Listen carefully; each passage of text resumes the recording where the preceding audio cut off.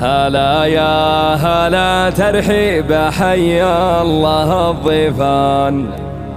هلا والف مرحب عد ما شان تمزانه، يطيب الفرح والسعد حياكم الرحمن، لكم نور فوق النور والدار مزدانه.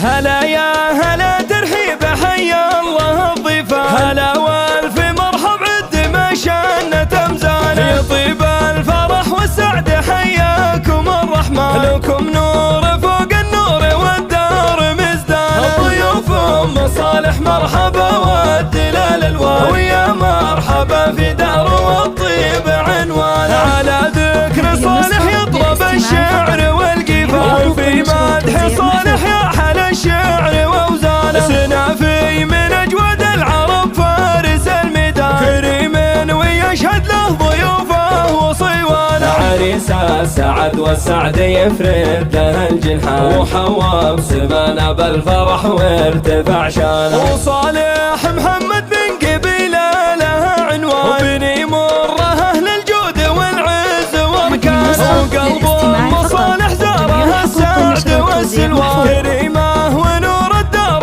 مرفوعه انوار، ومهره اصيله ما مثلها في الميدان، وشيخه بهيبتها وفي العقل سلطانه، كرم في ملامحها لضيفانها يبتان، ترحب وتتبسم وبالضيف فرحانه، وطلعت محياها قمر منتصف شعبان، وذا طبع من يكرم ضيوفه وجيرانه، وصدارها ينفح شد الورد والريحان، ترى العود الازرق في المباخر على الوان. وقبل حصريا